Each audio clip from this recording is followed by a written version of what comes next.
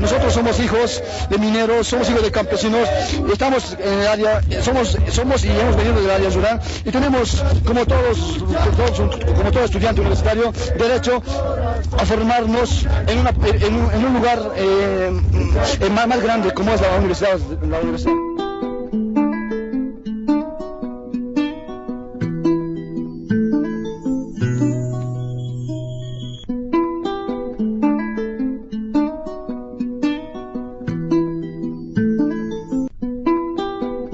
Pero esta lucha no es en vano, compañeros, esta lucha tenemos que ganar, compañeros. ¡Viva la autonomía de la ciudad del Alto, compañeros de la universidad! ¡Viva!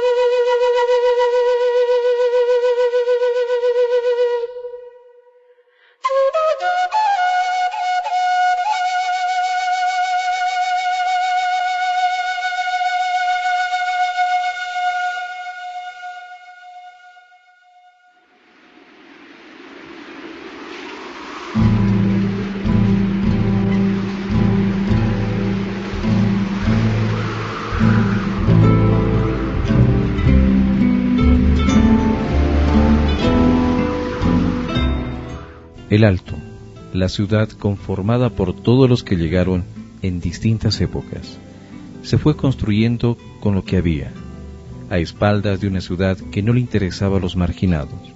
Las zonas fueron creciendo desde principios del siglo XX, como consecuencia de las migraciones que originaron las sequías del altiplano y los constantes abusos y explotación de hacendados que se veían a sí mismo como la casta superior y consideraban a las comunidades originarias como sus vasallos, sin conciencia ni alma.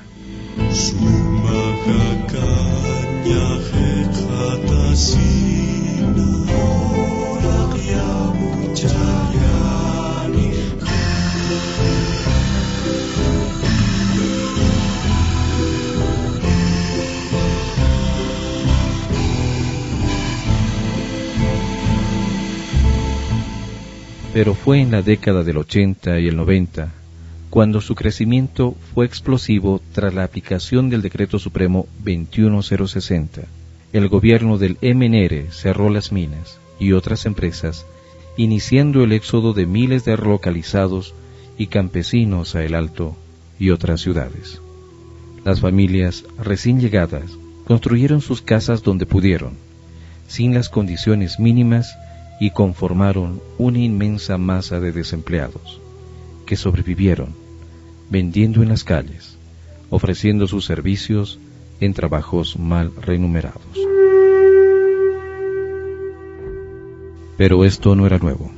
El pueblo aymara y quechua, sometido a la explotación económica, social y cultural, resistió por siglos la destrucción de sus comunidades, y comprendió que sus hijos debían educarse para liberar a su pueblo de una estructura social de castas que la sometía al vasallaje y a la pobreza. En el nuevo siglo, cerca del 70% de la población del Alto vino de las comunidades indígenas, y los hijos soportaban la misma humillación y marginación de sus padres. Sentían la misma necesidad de luchar por un futuro mejor.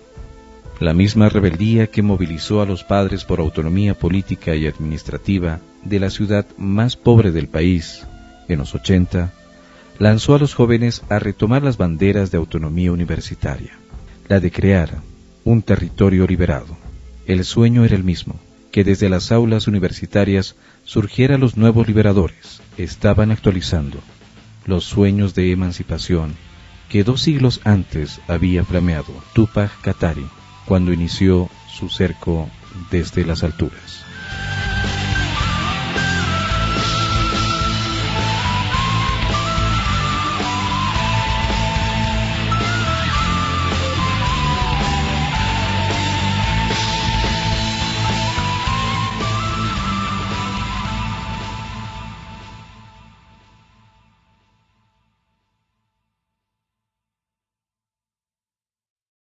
La historia de la Universidad del Alto es una lucha grande, encabezada por la Federación de Juntas Vecinales y su pueblo en el año 1989.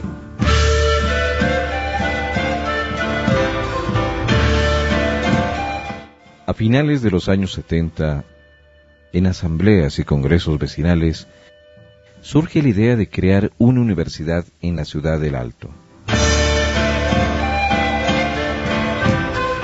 La idea es retomada en 1989 por un grupo de dirigentes salteños, estudiantes y docentes de la Facultad Técnica de la Universidad Mayor de San Andrés. Realizan distintas y masivas movilizaciones que paralizan el Alto y logran que el gobierno ceda los predios estatales de Forno para la sucursal técnica en la zona norte alteña. Nos anunciamos de que los predios de FOMO, que era para la formación de mano de obra calificada, dependiente del gobierno, habían sido abandonados para crear una otra institución que debería administrar a la empresa privada. Sin embargo, nosotros que perseguíamos siempre el beneficio del pueblo, anoticiados de esto, planteamos y por medio del compañero Mario Morales, hacemos un contacto con los dirigentes de FEJUVE de ese entonces. Yo me acuerdo que nos contactamos con Pablo Ticona en primera instancia y posteriormente con el señor Antonio Antequera, que era el presidente de la Junta de la Federación de Juntas de Vecinos del Alto, tomando los predios de Exfom. Pero era necesario realizar nuevas construcciones para la nueva facultad, por lo que los gestores aglutinados en el Comité Interinstitucional Pro Universidad del Alto eligen a un grupo de vecinos para supervisar las nuevas aulas a la cabeza del dirigente vecinal Pascual Alavi, quien con el tiempo se convierte en su principal y muchas veces solitario impulsor. Organiza colectas de materiales de construcción y apoyo económico a autoridades, dirigentes y políticos. Gracias al don Pablo Ramos, que era director de la universidad, como el Silverio Chávez y otros, y aquel año hemos conseguido esto, y debo agradecer al pueblo alteño que para levantar el muro cerco han hecho recolecta de ladrillos de 6 huecos. Tras largos 9 años, en marzo de 1999, se hace entrega formal de los predios de Villa Esperanza.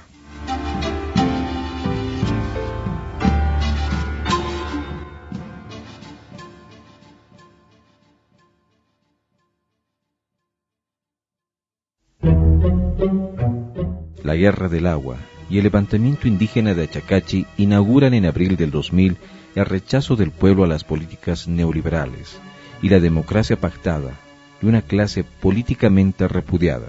La gobernabilidad de las élites empieza a desmoronarse y en la ciudad del Alto se empieza a revertir el prebendalismo que los viejos partidos utilizaron por décadas.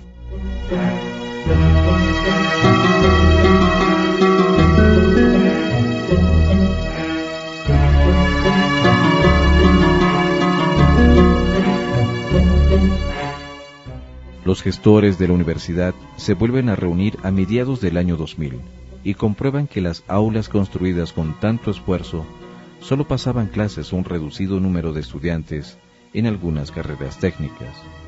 No se había generado el centro académico integral con el que soñaron 11 años antes. Los lugares de formación liberales han formado gente para humillarnos. ¿Y el alteño qué dice? El de la UP. El upeísta dice, no queremos seguir siendo humildes. Y peor aún, no queremos seguir siendo empleados del empleado, por ejemplo. Estamos cabreados. Por favor, aquí las cosas no nos podemos inventar nada. Entonces nosotros hemos dicho, aquí ya estamos muy molestos de que sigan manejándonos como si fuéramos esos domésticos y esos esclavos de mano de obra barata y obra bruta. Queremos nuestra verdadera autodeterminación, una libre determinación con una identidad propia. En el 2000, cuando la Universidad Pública de Alto empieza a funcionar, se dice de que tendría que funcionar como institución técnica, dependiente de la UNSA. O sea, algunos decían, o sea, nosotros no tenemos capacidad para ser abogados, para ser médicos, para ser ingenieros. O sea, ¿cómo nos toman a nosotros? Como personas de tercer nivel, no, somos iguales que los demás, igual que la UNSA, igual que los de la ciudad de La Paz. Los salteños también tenemos capacidad. No podemos ser por un lado domésticos para que seamos sus empleados eternos y totalmente esclavizados, y por el otro lado sale el discurso de decir, oye, ¿por qué siempre me tengo que quedar aquí yo de un poquito más pagado como técnico, pero nunca voy a llegar a dirigir una empresa, digamos, o yo a ser el capo, entre comillas, en el juzgado, ¿no? Hablando de derecho, o por qué no puedo llegar yo a ser ministro de educación, hablando de ciencia de la educación. Vuelven a reunirse y junto a las fuerzas vivas del Alto deciden fundar de hecho la Universidad Autónoma del Alto y convocar a inscripciones a preuniversitarios. El 1 de mayo del 2000, 15.000 estudiantes junto a vecinos y organizaciones sociales realizan una inmensa marcha que termina con la toma de los predios de Villa Esperanza. Y el 1 de mayo, a las 8:30, decía la convocatoria, es que nos reunimos en el sindicato de la prensa y nos venimos en una gran marcha, porque para ese momento éramos como 15.000 estudiantes inscritos, éramos hartísimos. Había centenares y miles de jóvenes con ganas de formarse, con ganas de prepararse, con ganas de superarse. Me acuerdo de esa marcha ahí con dirigentes como en ese momento Julio Mamani, tuvo el Monseñor Juárez también, y tomamos la universidad con esos sueños, ¿no? De formarnos, de prepararnos y de convertir esta universidad al servicio de su pueblo, el Alto. Pasábamos clases con vela, pasábamos clases sin asientos, pasábamos clases sobre ladrillo, sobre adobe, lo que encontrábamos hacíamos problemas, la cuestión era empezar, el detalle era que eso funcione, que alguien diga, en esas aulas se pasan cursos, ese era el detalle, ¿ya? Y me acuerdo que siendo que las aulas de abajo tenían bancos, en las tardes y en las nochecitas nos dábamos la forma de arrastrarnos un asiento hasta el último piso, y así han aparecido, si hubiéramos visto esas veces las aulas, un asiento por aula, un asiento de 2 por aula, imagínate.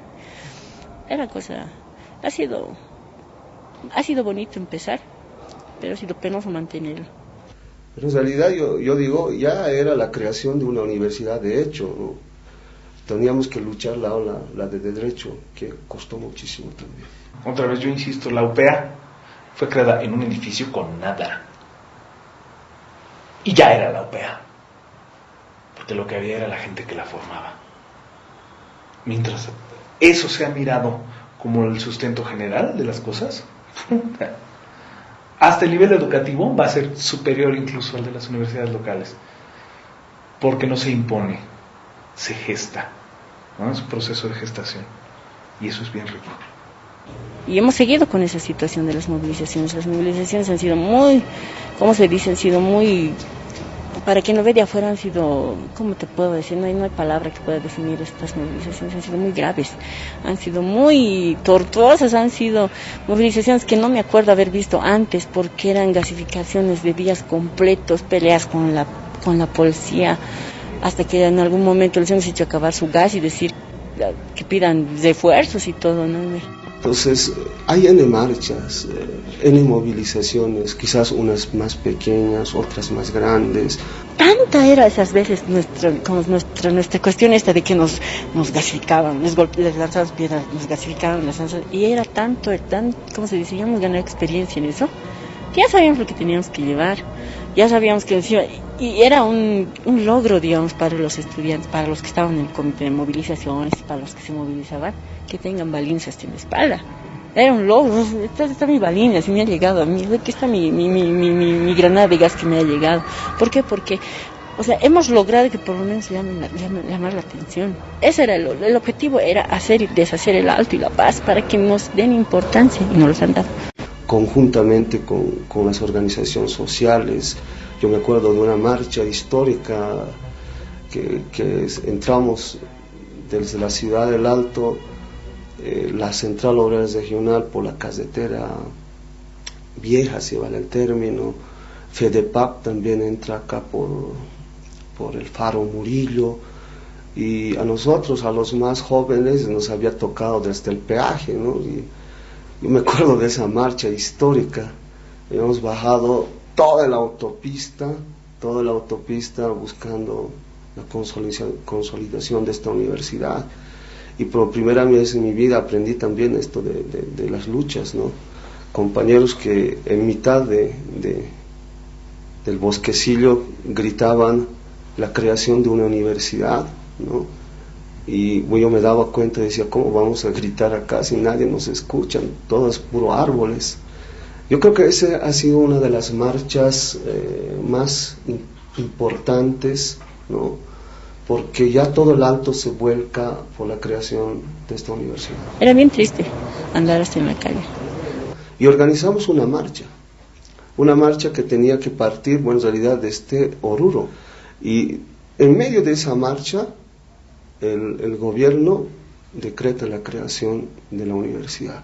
El 5 de septiembre del 2000 se ha creado esta universidad con la ley 2115, el 5 de septiembre del 2000. La creación de esa universidad daba la participación del CDI con sus representantes de la COR, FEJUVE, FEDEPAP, COSEDAL, a un representante por organización, pero la ley establecía a esta universidad no como una universidad enteramente pública, ni como una universidad enteramente privada.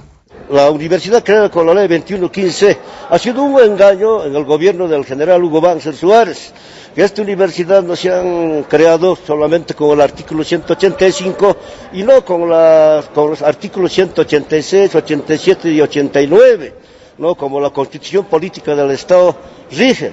En ese sentido surge el problema a partir de esa fecha, ¿no? Que no tenía una autonomía plena ni el cogobierno de docente estudiantil universitario.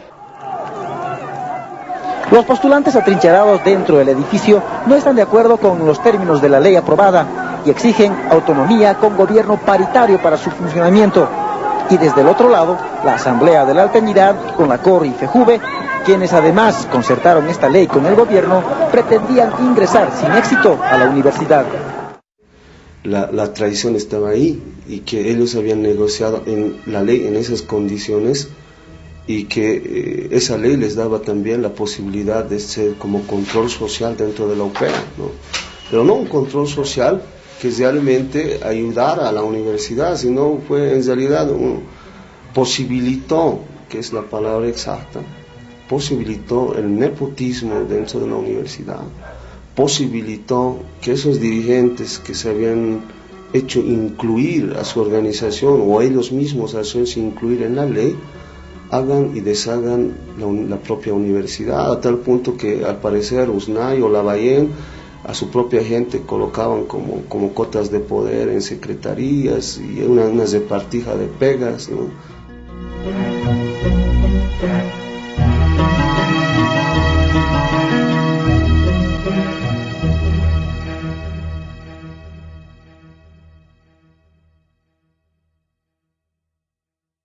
Desde el 2000 se ha movilizado junto al pueblo, ¿no ves?, para crear una universidad, para que tenga el Alto una universidad, pero lamentablemente había dirigentes traidores que no querían que esta universidad se cree con autonomía, porque esa vez nos han traicionado. La universidad tenía que nacer con autonomía ya, y con los 3 artículos en el CISEMEL que nos pertenece, o sea, que nos habilitan ahí directamente.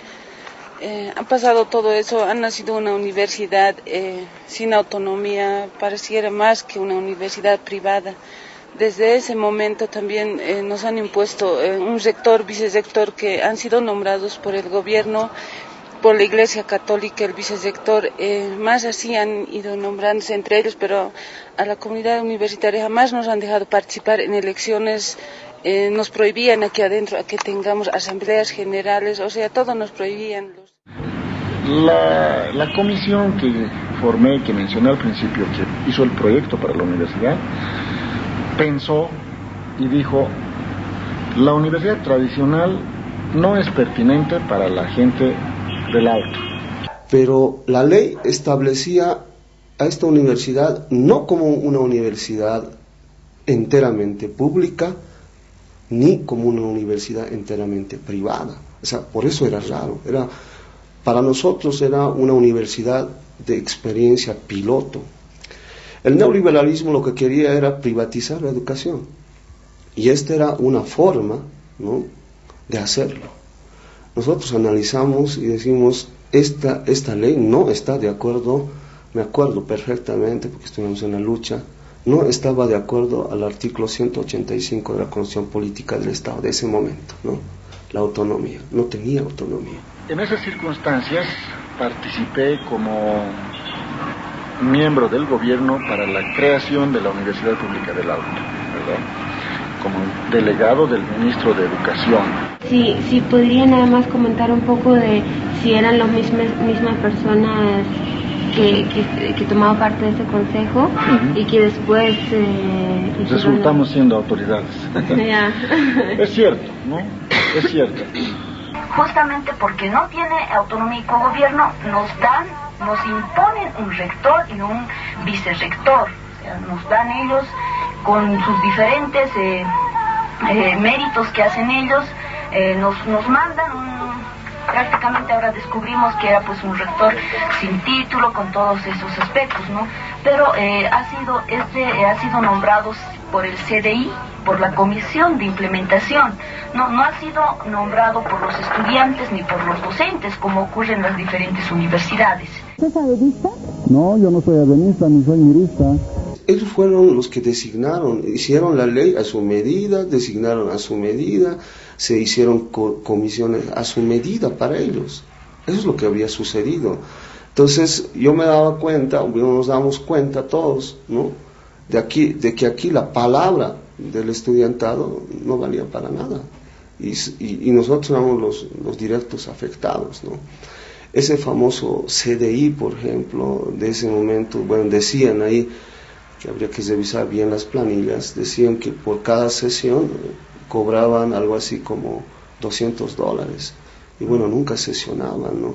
Y ahí estaba el clero, ahí estaba Chipana, que era parte de la iglesia, y al parecer era parte de las negociaciones del Monseñor Juárez también, ¿no?, porque el Monseñor Juárez estuvo el 1 de mayo en la toma, y bueno, después su acólito Chipana estaba como vicerrector, ¿no?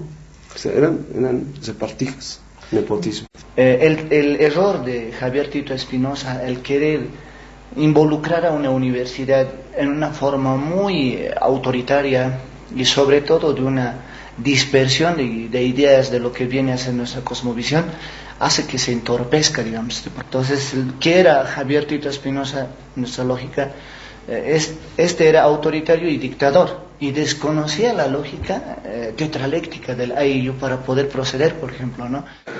Nosotros como andinos compartimos una matriz cultural de toda América, pero particularmente en los Andes. Creemos que la energía proviene del cosmos. La energía vital de nuestro cuerpo físico proviene de los principales puntos de referencia cósmico que tenemos acá en los Andes. Y creemos también que nosotros estamos articulados entre el cosmos, nosotros hombre, y la tierra Pachamama. Se van a buscar, yo siempre he dicho, esa prostitución ideológica, con la iglesia sobre todo, y empiezan a golpear, a masacrar, lo mismo nomás, ¿no?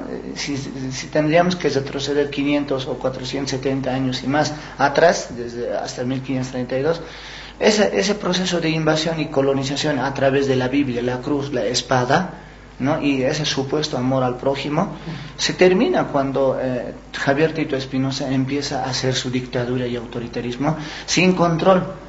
Tenemos como símbolo nuestra huipala, que es esta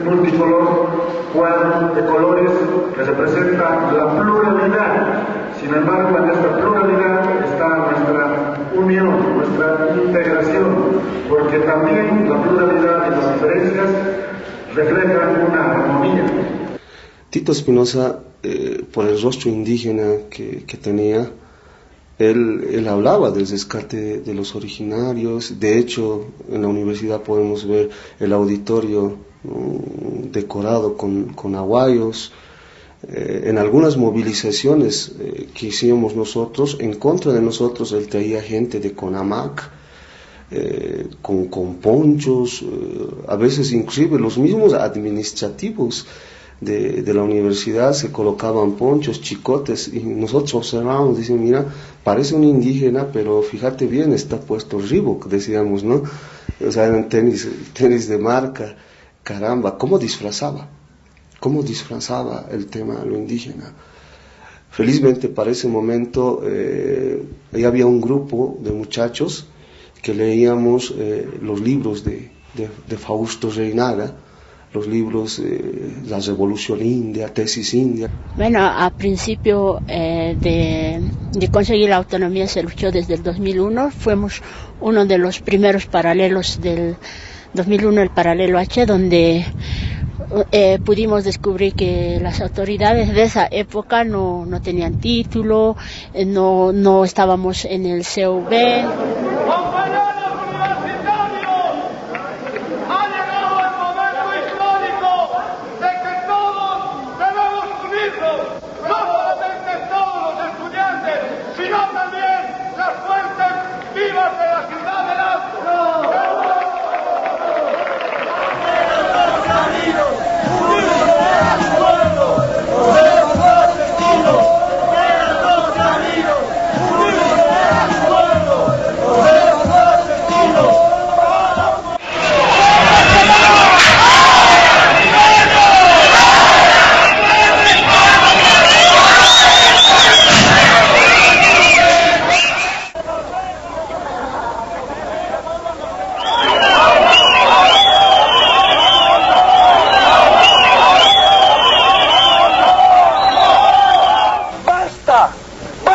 Señores, ya los hemos soportado bastante, compañeros. Sí. Es más, compañeros, ustedes muy bien saben que no pueden tener reuniones ni asambleas porque estos señores van sacando con policías y van pegando, teniendo el poder a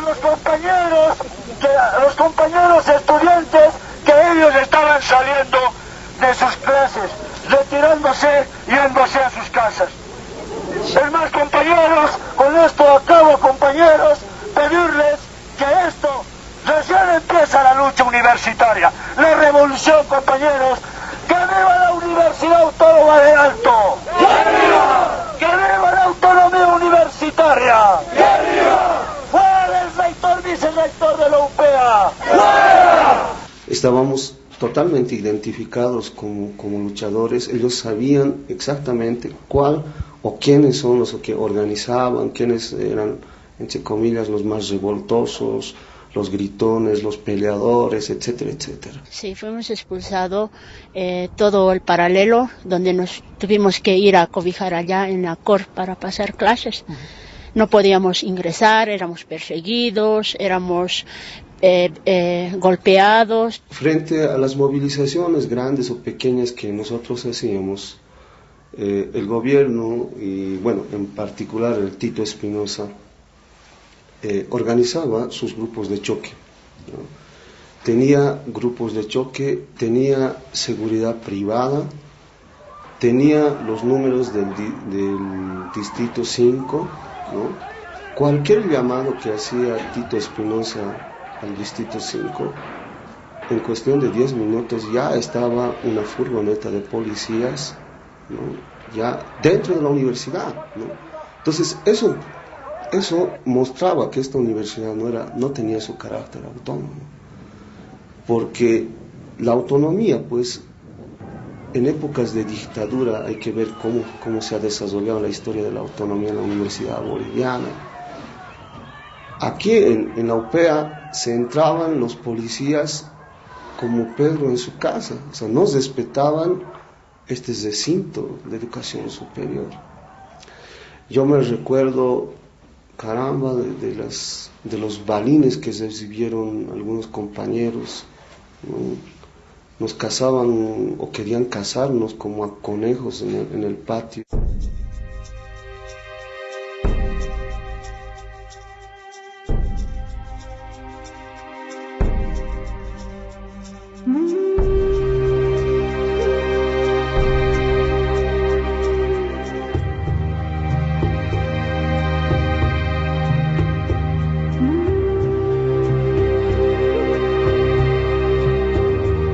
Noviembre 2001.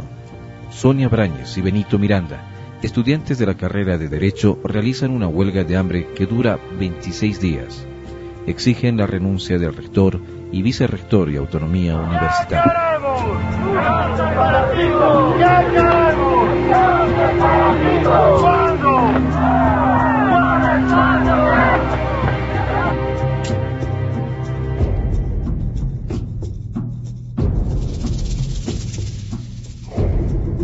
Aquí parece que hay paramilitares dentro de la universidad. Fui agredido por una montonera de administrativos. No fueron estudiantes, ni fueron los policías quienes me agredieron. Entonces, ¿de qué violación de derechos humanos estamos hablando? Esas son... Además, uno cuando se mete a estas luchas, si uno se mete a estas luchas, tiene que aguantar.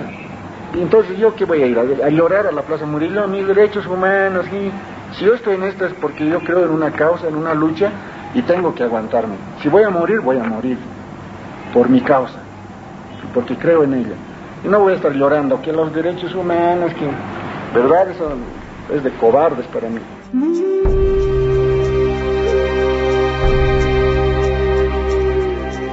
Ya, la toma de la universidad hemos organizado por los 19 paralelos, nos hemos dado cita a las 9 de la mañana, 7 de la mañana acá, y luego hemos tomado todas las puertas.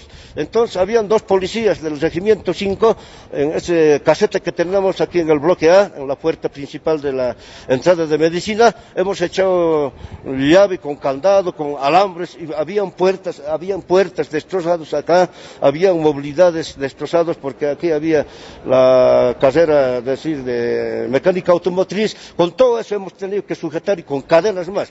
De esa manera se ha tomado toda la universidad, ¿no? Entonces, en cada puerta habían determinados estudiantes, 2, 3 paralelos. Entonces, quiero decir, con esto los 19 paralelos hemos estado distribuidos alrededor de la universidad.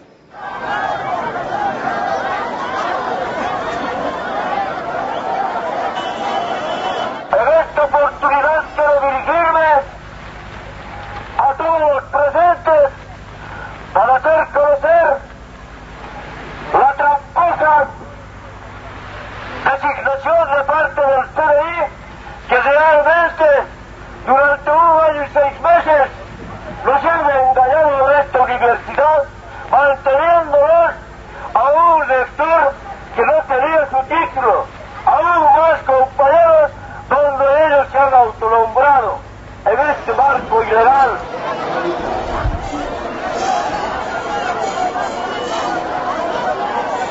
La policía que hace.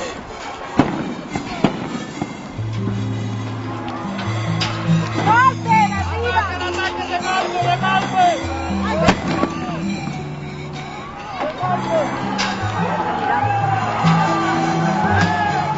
Entre el 4 y 19 de julio del 2002, tras varias movilizaciones, el movimiento universitario autonomista logra tomar los predios de la UPEA y expulsar al rector Javier Tito Espinosa y al vicerrector Edgar Chipana.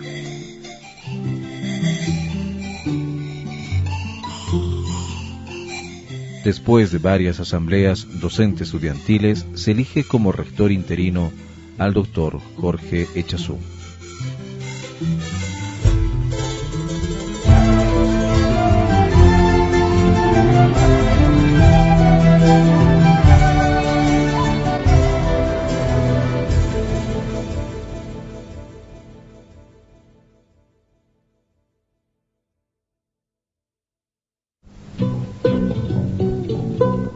Entonces me invitaron a una asamblea a la Universidad del Alto, me acuerdo, fue un 20 de agosto del 2002. En esa asamblea yo les hablé de la universidad, les hablé de la autonomía, les hablé de toda mi experiencia docente, de dirección, de la constitución de la carrera de Ciencias Políticas en la UNSA, en fin. Los estudiantes se entusiasmaron porque vieron que yo tenía un conocimiento de la universidad y que podía ayudarles, ¿no? Entonces, prácticamente me hicieron una especie de posesión, pero bastante provisional, digamos, ¿no? Sin ningún reconocimiento. Era una asamblea. Habían algunos docentes, habían muchos estudiantes, pero era una cosa bastante provisional. Pero este movimiento de nombrarme rector ya fue cada vez más fuerte, ¿no?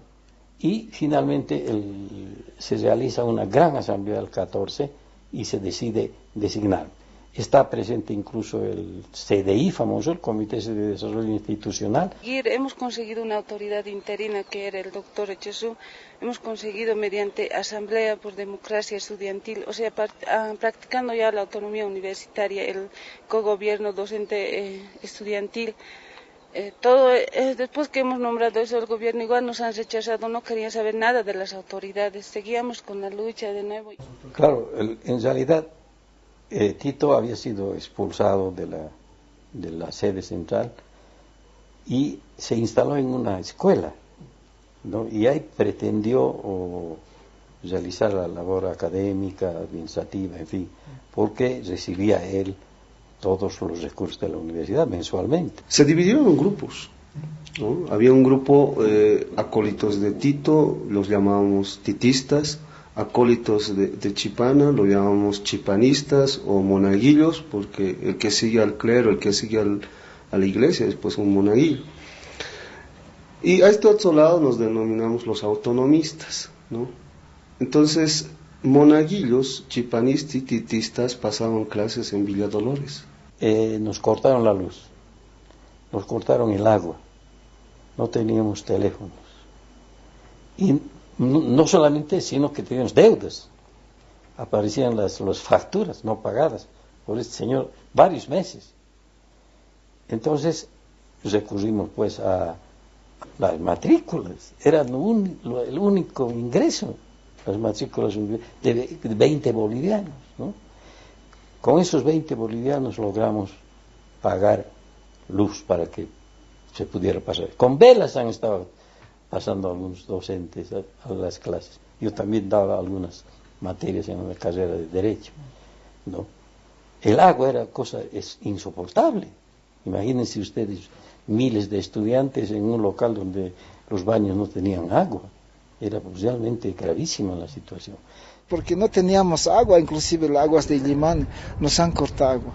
Por eso en ese lugar hemos cavado 10 metros de profundidad. Ni así encontrábamos agua. Así, hasta luz nos tenían que cortar. Y había persecución en esos momentos. Pero realmente era caótica la situación, financiera, administrativa, académica, institucional, en fin, era cero, ¿no? En los 3 meses que nos cupo llevar adelante este proceso del 2002, logramos éxitos importantes. La universidad se paró, ¿no? Con muchas dificultades, con muchas deficiencias, con falta de docentes que venían, no venían, porque, bueno, hasta para sus pasajes pues necesitaban, ¿no? Pero venían, ¿no? Y la verdad es que en un 80% las actividades se normalizaron. Entonces yo le pido por favor y muy fraternalmente, compañero Cori, su comprensión y su apoyo para toda la comunidad universitaria, porque de una vez por todas, a partir del día lunes, queremos completamente regularizar las labores académicas. Eso va a ser a través de la participación en pleno del CDI, y lo fundamental también, se han debido enterar que nos han congelado las cuentas. Se precisa una resolución definitiva en el Ministerio de Educación para que inmediatamente descongelen las cuentas, porque sin cuentas abiertas no va a funcionar la universidad. Al principio ellos aceptaron que yo fuera el rector interino por decisión y estuvieron en la posesión, Pero como decíamos anteriormente, pensaron que la situación iba a ser parecida a la que tenían con Tito, ¿no? Que se iban a desembolsar los recursos de la UPEA y que ellos iban a recibir dietas y algunas otras ventajas que tenían en la administración con Tito. Este señor Mauricio Cori, presidente de la FEJUVE, me convocó a una reunión para expresarme que ellos me apoyaban, que iban a apoyar mi gestión, y con la clara intención de que yo le prometiera sostener o mantener o implantar el problema de las dietas en su favor, ¿no? Que no existen en la ley. Ellos eran representantes de los esfuerzos sociales, pero con carácter ad honorem. Tito les pagaba, y como yo naturalmente ni teniendo podía pagarles, menos cuando no teníamos recursos, ¿no? Entonces, a partir de ese momento, todo el CDI se constituyó en mi enemigo. Estamos de acuerdo, ¿no es cierto?, de reunirnos. No nos vamos a mandar, si es necesario de venirlo, vamos a mandar cualquier comisión. Así sea en la noche. En la noche vamos a mandar. Haciendo que hay predisposición a resolver el mucho problema, trabajo que a trabajar. Tenemos mucho trabajo, no solamente. Sin ¿cómo se dice? Sin presupuesto, sin docentes. Aparentemente con nuestro futuro incierto de los que estamos en Villa Esperanza, porque ya para el rato ya teníamos dos grupos bien marcados, Villa Dolores y Villa Esperanza, es que empezamos nuevamente. Empezamos nuevamente las movilizaciones.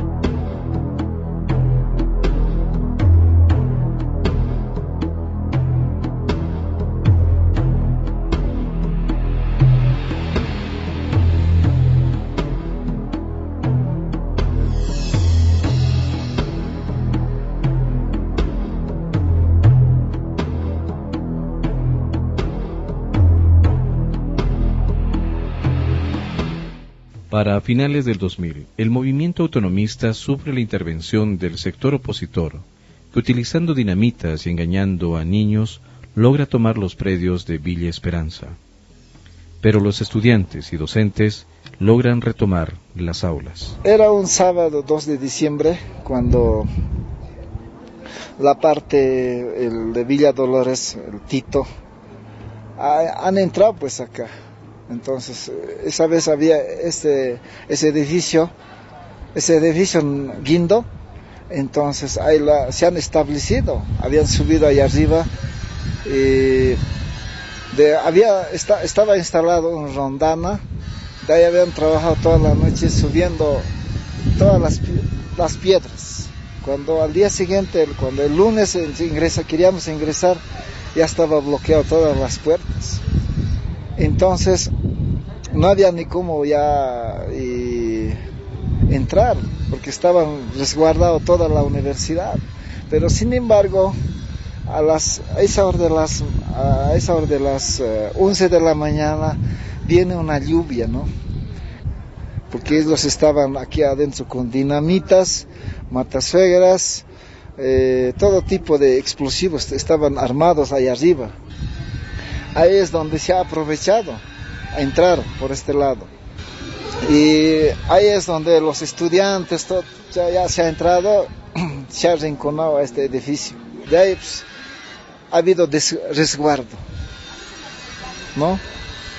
Teníamos que dormir aquí en las noches. Sin embargo, la decisión del Tribunal Constitucional de Sucre de restituir a Javier Tito Espinosa como rector reinicia la resistencia y nuevos enfrentamientos. Estaba muy claro que el poder político no iba a dejar fácilmente el control de la Universidad Pública del Alto.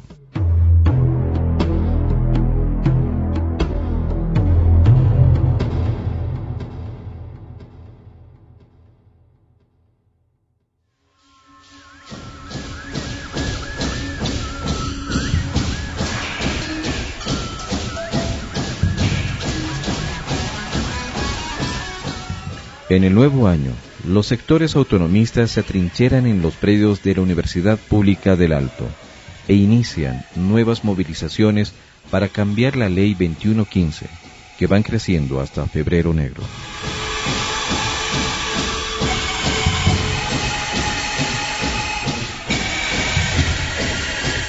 La crisis del resquebrajado poder político de esos días obliga a los estudiantes a levantar las medidas y la huelga de la Central Obrera Regional y resistir la persecución a sus dirigentes.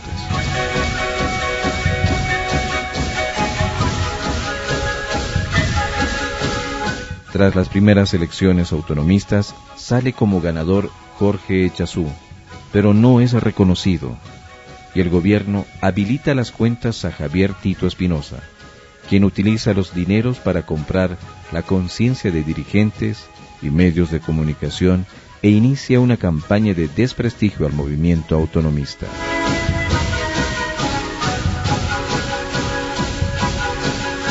La difícil situación obliga a los estudiantes a radicalizar las medidas que se inician con la marcha de 1.500 estudiantes desde Patacamaya.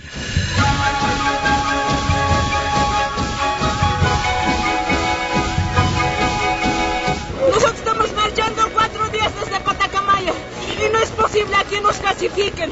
Nos cuesta caminar 4 días. Tenemos ampollas en los pies. ¿Cómo nos van a clasificar? Nosotros estamos luchando por la autonomía de la universidad. No es posible que nos clasifiquen, que nos den la ley, que cambie la ley de 2115. Por eso estamos luchando nosotros.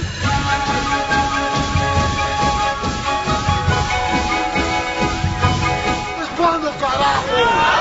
¿Cuándo, carajo? ¿Cuál es el gobierno blanco tirador? ¿Cuándo? Ahora. ¿Cuándo es cuándo, carajo? Ahora es cuándo, carajo. Los vea de pie, nunca de rodillas. Los vea de pie, nunca de rodillas. Los vea de pie, nunca de rodillas. Los vea de pie, nunca de rodillas. Tras la marcha, se instalan distintos piquetes de huelga de hambre, marchas, tapiados y enfrentamientos con la policía. Que hacer huelgas de hambre, marchas ininterrumpidas, y el gobierno ni siquiera se inmuta, ni siquiera habla, no quiere ni hablar. Es realmente algo que impresiona y que nos deja mucho que pensar de un gobierno y de su propia moralidad. ¿Cuántos estudiantes se van a tapear ahora? No sé, son por lo menos unos 11 compañeros acá, 12 compañeros, el tapeando va a continuar el día de mañana abajo. De modo que yo llamo a la última sensibilidad que le queda al gobierno para que entable negociaciones con nosotros para solucionar inmediatamente este problema. No puede ser que se ponga en riesgo la vida de los estudiantes alteños. Compañeros, mañana del piquete, es decisión del primer piquete. Nosotros no vamos a levantar esta medida mientras no se solucione. Compañeros, está en manos de ustedes, está en manos del gobierno. Todos en busca, todos tenemos que trabajar en esto. Nosotros vamos a estar hasta las últimas consecuencias para obtener la autonomía universitaria, compañeros. Para terminar, voy a decir, viva la Universidad Autónoma del Alto. ¡Viva la autonomía universitaria! ¡Viva! Basta de seguir sufriendo así. Luchemos juntas, la unión hace la fuerza.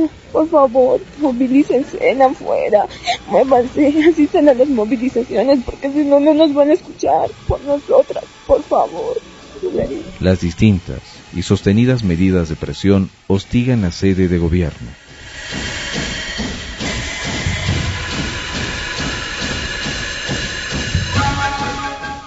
Estas movilizaciones obligan a diputados a firmar un convenio que es desconocido después por los mismos legisladores del oficialismo. Porque necesitan esa autonomía universitaria para estudiar, porque así están los jóvenes sin trabajo, sin estudio, no hay seguridad, hay cierta inseguridad en el estudio, entonces ellos, por esa razón estoy dando mi apoyo a la huelga de hambre. La huelga de diputados del MAS y el MIP y una radical marcha movilizada de estudiantes de la Universidad Pública del Alto, el 4 de junio, por el centro paceño, obliga a los diputados oficialistas a firmar un convenio final para tratar la ley de autonomía de la Universidad Pública del Alto en agosto.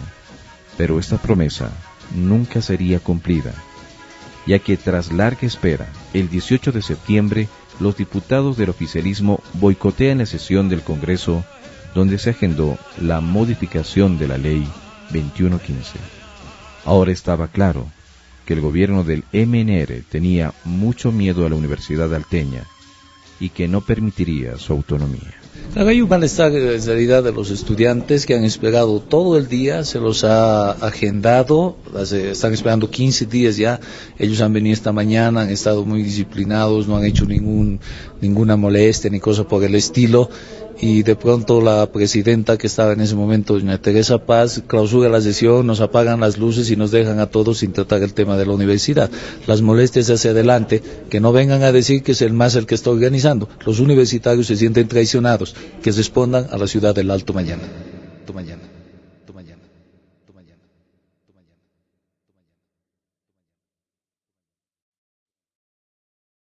Empieza la lucha ya con más fuerza todavía, ¿no? Con más marchas, crucifixiones, enterramientos, lapidaciones, se metían una lucha despiadada, ¿no?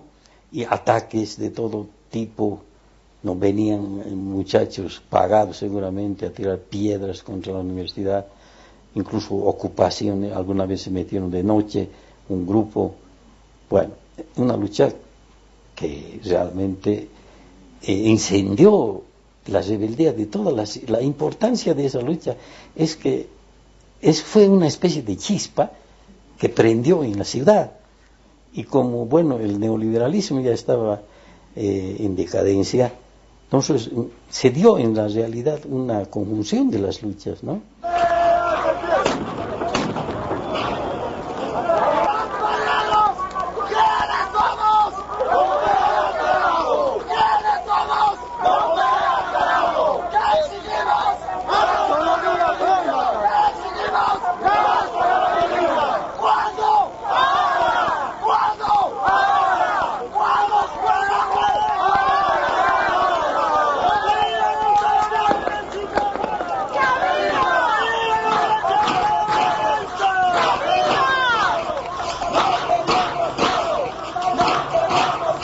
Yo me acuerdo mucho de una de las marchas de la UPEA que baja. Y me acuerdo mucho porque bajaban con los escudos de Calamina. Y en algún momento en un cruce, en la ladera, ya con la policía de frente, algunos de los chicos se parapetan frente a la marcha, entre la marcha y la policía, para cuidar a los viejos, a sus viejos que marchan con ellos. Yo siempre dije que eso era como un síntoma que no se calibró bien qué era lo que estaba pasando. Se puede hablar de estudiantes rechazados y de población discriminada siempre. La ley 2115 sí es una ley trucha. Pero era pues una muestra más de cómo los consideraba la clase política, ¿no? A los salteños. Es decir, seguían siendo indios recién migrados y pobres. Y punto.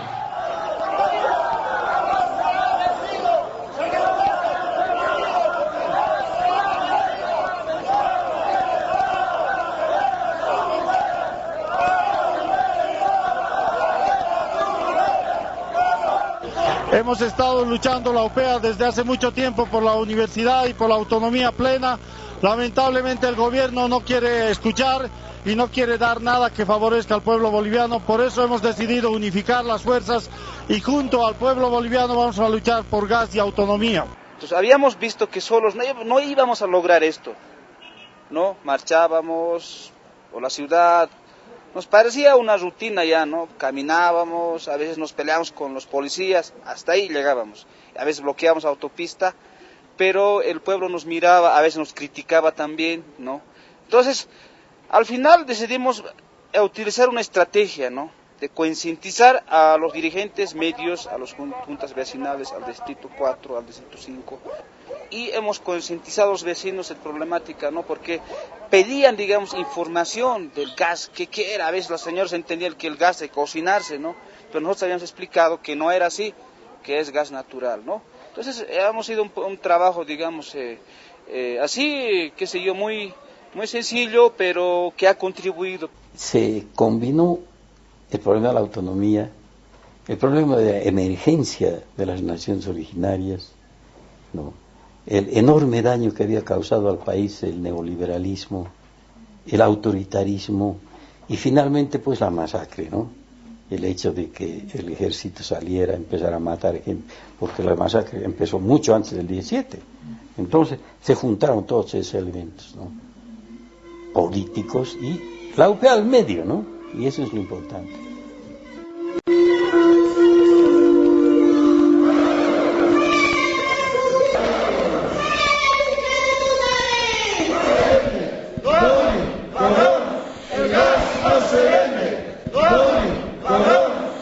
Nosotros aquí un pacto con ellos, con la CSUCB, con la Federación Departamental de Trabajadores Campesinos Tupac Katari del Departamento La Paz, y también estamos con Movimiento Sin Tierra, estamos con los transportistas y las otras instituciones como la COR. Entonces hemos hecho un pacto para luchar juntos. Luego vamos a preparar el pliego petitorio y estamos las instituciones y nosotros vamos a preparar el pliego petitorio. Con esto ya estamos 2 días, ¿no?, en huelga de presión. Entonces has visto una huelga masiva y vamos a estar hasta las últimas consecuencias.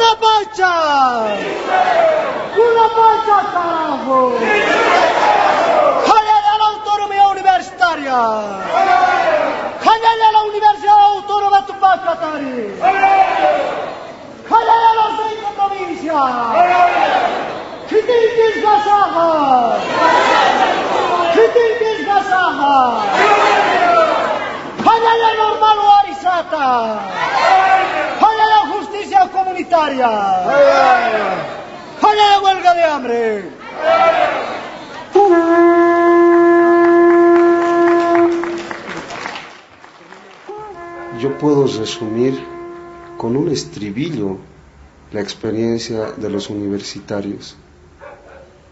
Evidentemente había varios estribillos, pero hay uno en especial. Cuando estuvimos con los policías ahí en el 6 de marzo, una de esas anécdotas es aquella que nos gasifican. El 6 de marzo todos los días se gasificaba, es un lugar de conflicto eterno, constante. Y bueno, se les terminó el gas a los policías. Y los universitarios gritábamos, con gas, sin gas, igualito no más.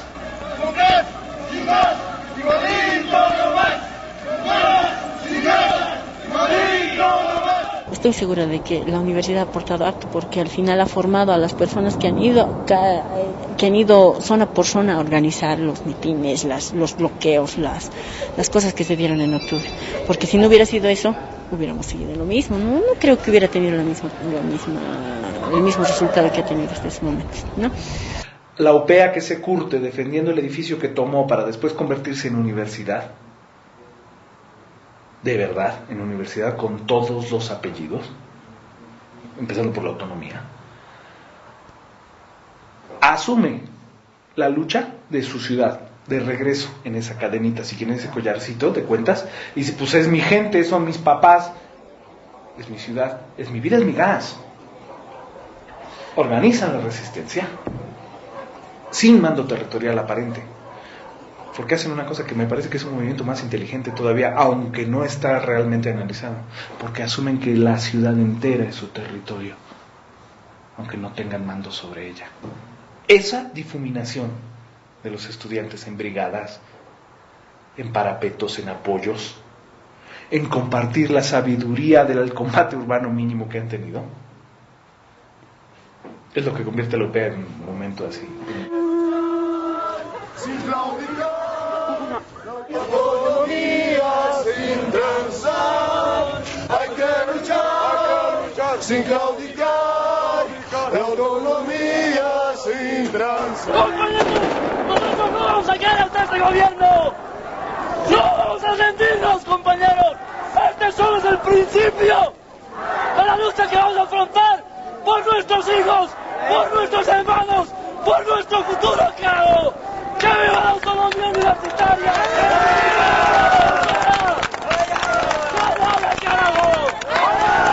2 de octubre. Organizaciones sociales del Alto determinan paro cívico contra el intento del gobierno de exportar gas a Estados Unidos. Estudiantes de la UPEA, junto a otros sectores, efectivizan el paro con fuertes enfrentamientos contra militares y policías en cercanías de la Ceja El Alto. El lugar donde más se ha luchado ha sido uno en Río Seco, pero puntualmente esto de la zona de la 6 de marzo había un enfrentamiento con la policía y los militares. Disparaban, digamos, con gases y nosotros también teníamos que organizarnos y teníamos que defendernos y nosotros no teníamos, como se dice, armamento, sino era la habilidad de cada uno, la forma de poder cómo defenderse contra los militares que sí tenían armamentos, que tenían fusiles de guerra, balas de guerra, ¿no es cierto? Entonces ha sido un desenlace en la cual tal vez nadie conoce esto de la avenida 6 de marzo, ha sido un enfrentamiento prácticamente de cuerpo a cuerpo con los militares, ¿verdad?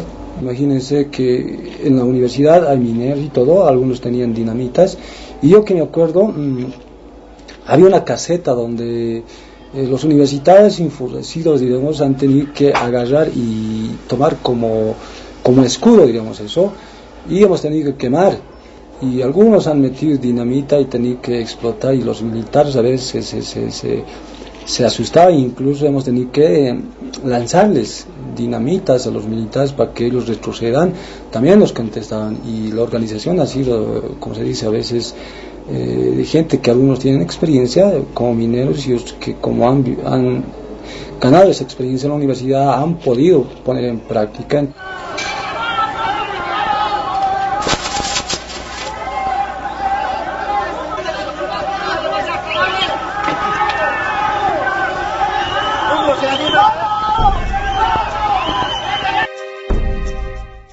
De octubre, se inicia el paro cívico indefinido en el Alto. Estudiantes y otros sectores toda la jornada vuelven a realizar fuertes enfrentamientos en la Ceja El Alto. Fue ya a principios donde empezábamos a apoyar a las mismas juntas vecinales para lo que se venía y lo que hubo más adelante. El 8 de octubre fue un enfrentamiento porque estábamos yendo a marchar para pedir la autonomía hacia el Congreso, pero de repente nos lanzaron gases, justo estábamos al frente de las oficinas de seguridad física de la policía, nos lanzaron gas, los compañeros empezaron a decir quiénes eran, ya hubo enfrentamiento, todo eso, y los famosos arcabuces que lo llamábamos, nosotros que utilizábamos poniéndoles petardos para poder defendernos, pero la policía pensaba que eran armas contundentes, donde nos dijeron que estábamos armados, que éramos terroristas. Entonces nos hemos organizado a veces, tanto era, digamos, la desesperación y el miedo, que a veces no sabíamos cómo apuntar, ¿no es cierto? El otro tenía que encender la mecha y el otro decía izquierda, derecha, no sé si está más cerca o lejos, si va a alcanzar, o si tiene alcance hasta disparar, digamos, o hasta que llega a los militares en un alcance corto o largo, ¿no es cierto? Pero hemos tenido que hacer la prueba, ¿no?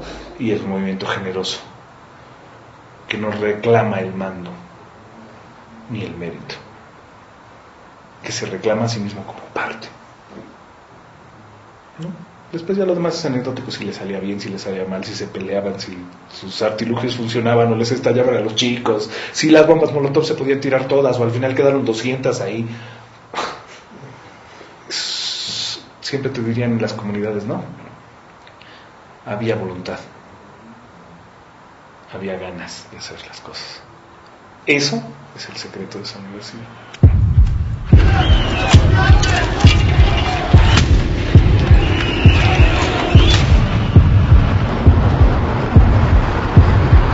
Cosecha un gran proyecto subversivo organizado y financiado desde el exterior para destruir la democracia boliviana.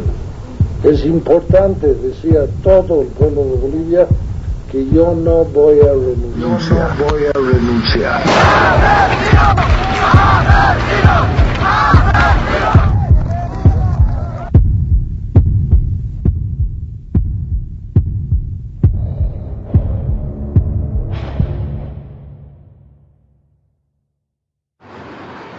10 de octubre.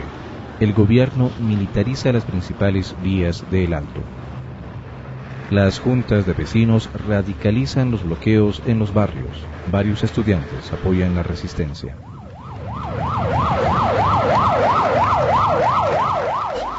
Entonces nosotros nos hemos ido y la gente decía ahí que era mayor de 40, 50 años, ustedes son jóvenes, vayan, les vamos a apoyar de aquí, ¿qué necesitan? Se los vamos a preparar, esas ustedes que dicen bombas molotovs, vayan ustedes compañeros, incluso nos hemos hecho unos escudos de madera y con telita para agarrar así, y porque el avión venía de arriba también, o sea, avión militar a disparar a ver si nos protege esto, ¿no es cierto?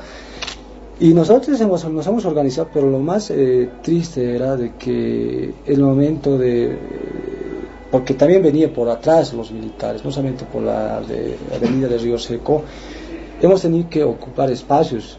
El puente de Río Seco, donde pasan, digamos, el agua, en ese lugar, los militares por las avenidas nos disparaban, o sea, a matar.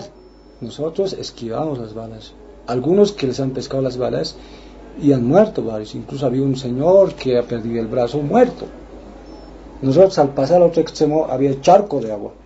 Para que no nos pesque la bala hemos tenido que lanzarnos agachados. Y en el charco de agua nos hemos tenido que revolcar, ¿no es cierto? Y recoger al compañero herido o muerto ya. Y lo hemos tenido que depositar en una casa. Habían otros que querían también sin pies, otros incluso de la cabeza, ¿no es cierto? Nosotros no hemos pensado mucho si morimos o no morimos, el objetivo era defender y recoger a la gente que caía muerto. 12 de octubre. Mueren vecinos por balas de guerra en la zona norte del Alto. En días posteriores, la cifra fatal llegó a más de 60 muertos. El repudio genera protestas nacionales. El 17 de octubre, Gonzalo Sánchez de Lozada renuncia a la presidencia y huye a Estados Unidos en medio de inmensas movilizaciones en La Paz. Primero, quiero decirles que uno de los grandes errores que hemos cometido en el gobierno, que hemos cometido en el Estado a lo largo de la historia, es no saber quiénes son los aymaras. Si hubiéramos leído un poco de historia, sabríamos que al pueblo aymara nadie, nunca, lo ha derrotado jamás. Nunca nadie ha podido vencer al pueblo aymara. Y yo quiero expresarles mi compromiso. En el primer punto, contarán conmigo para que la Universidad Pública del Alto sea autónoma. El 12 de noviembre del 2003, tras 4 años de intensas movilizaciones estudiantiles, el nuevo gobierno promulgó la modificación de la ley de creación de la Universidad Pública del Alto y le otorgó autonomía universitaria.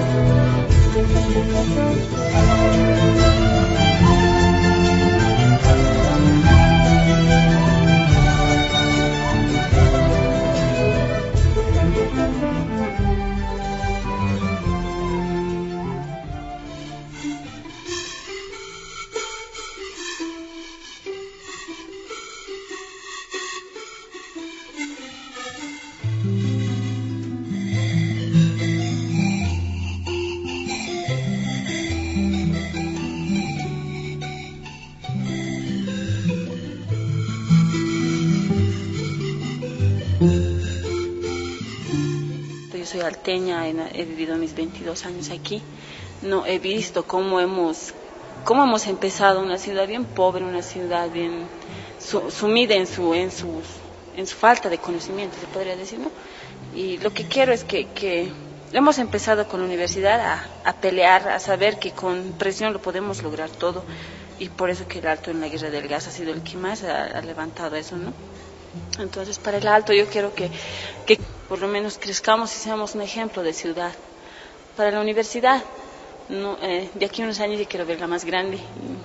Ha sido algo que muchos de los que estamos desde el 2000 hemos peleado y queremos siempre verla mejorada, con más infraestructura, que no sea racista, que permita a todos su derecho de estudiar, que no se les niegue eso a nadie, que se dé más cabida a nosotros, a los que hemos emigrado de provincia, que no sea elitista como son las demás universidades.